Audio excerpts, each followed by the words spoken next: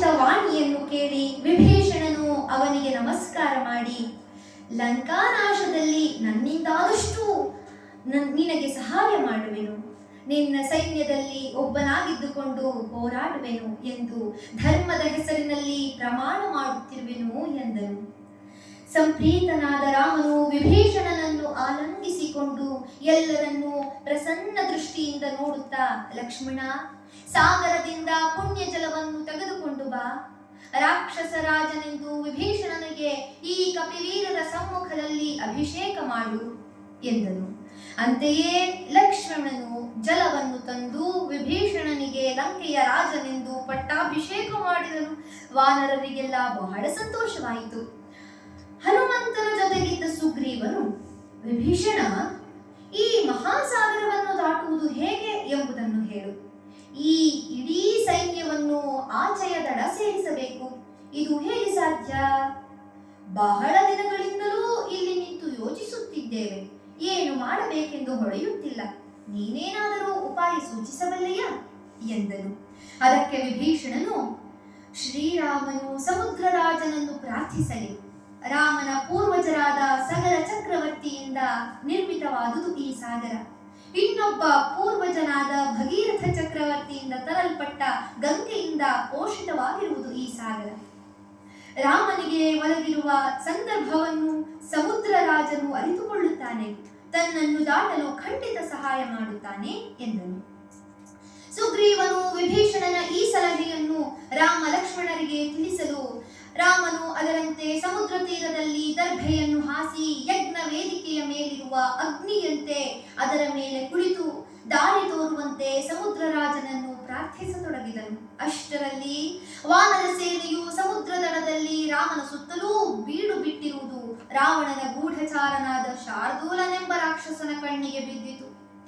ಅವನು ಇದರ ವಿವರಗಳನ್ನೆಲ್ಲ ಗಮನವಿಟ್ಟು ತಿಳಿದು ಲಂಕೆಗೆ ಹೋಗಿ ರಾವಣನಿಗೆ, ಪ್ರಭು, ಸಮುದ್ರದ ಉತ್ತರ ದಡದಲ್ಲಿ ಇನ್ನೊಂದು ಸಮುದ್ರವೋ ಎಂಬಂತೆ ವಾನರ ಸೈನ್ಯ ಬೀಡು ಬಿಟ್ಟಿದೆ.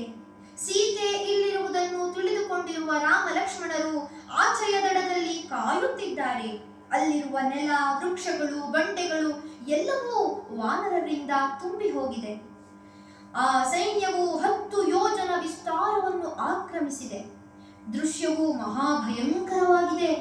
ನಾನು ನೋಡಿರುವುದನ್ನು ಹೇಳುತ್ತಿದ್ದೇನೆ, ಮುಂದೇನು ಮಾಡಬೇಕು ಎಂಬುದನ್ನು ನೀವು ನಿರ್ಧರಿಸಿರಿ ಎಂದು ವರದಿ ಮಾಡಿದನು.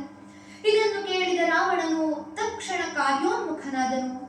ಶುಕನೆಂಬ ಇನ್ನೊಬ್ಬ ರಾಕ್ಷಸನನ್ನು ಕರೆದು, ನೀನು ತಕ್ಷಣವೇ ವಾನರ ರಾಜನಾದ ಸುಗ್ರೀವನ ಬಳಿಗೆ ಹೋಗಿ ನಾನು ಹೇಳಿದೆನೆಂದು ಈ ಸಂದೇಶವನ್ನು ತಿಳಿಸು.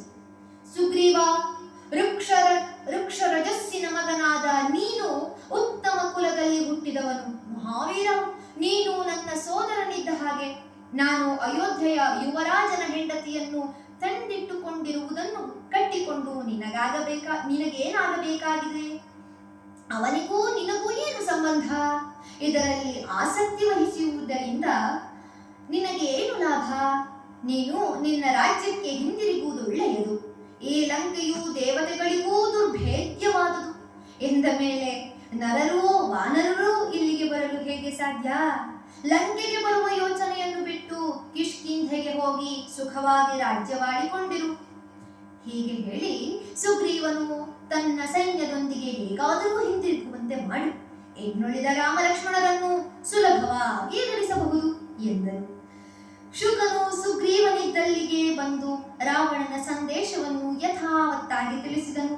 ಇದನ್ನು ಕೇಳಿದ ವಾನರರು ಕೋಪದಿಂದ ಮುಷ್ಟಿ ಕಟ್ಟಿ ಅವನನ್ನು ಗುದ್ದಿ ಗುದ್ದಿ ಹಣ್ಣು ಮಾಡಿದರು. ನೆಲದ ಮೇಲೆ ಕೆಡವಿ ಈಡಾಡಿದರು. ನಿರ್ವಾಹವಿಲ್ಲದೆ ಅವನು ರಾಮನಿಗೆ ಶರಣಾಗತನಾಗಿ, ನಾನು ಕೇವಲ ದೂತನಾಗಿ ಬಂದಿರುವವನು, ರಾವಣನ ಸಂದೇಶವನ್ನು ಅವನ ಅಪ್ಪಣೆಯಂತೆ ಬಂದು ತಿಳಿಸಿದ್ದೇನೆ. ಇವು ನನ್ನ ಮಾತುಗಳಲ್ಲ, ದೂತನನ್ನು ಶಿಕ್ಷಿಸಬಾರದು. ಶ್ರೀರಾಮ, ನನ್ನನ್ನು ಈ ಕಪಿಗಳಿಂದ ಕಾಪಾಡು ಎಂದು ಗೋಳಿಟ್ಟನು.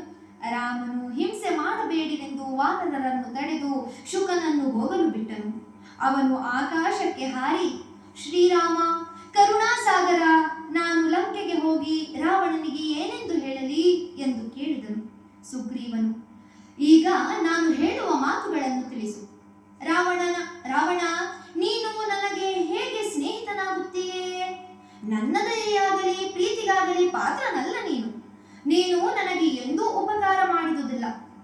ನೀನು ರಾಮನ ಶತ್ರು, ನನ್ನ ಮಟ್ಟಿಗೆ ವಾಲಿಯ ಹಾಗೆ. ನಿನಗೂ ನಿನ್ನವರಿಗೂ ನನ್ನ ಕೈಯಿಂದ ಮರಣ ಕಾದಿದೆ.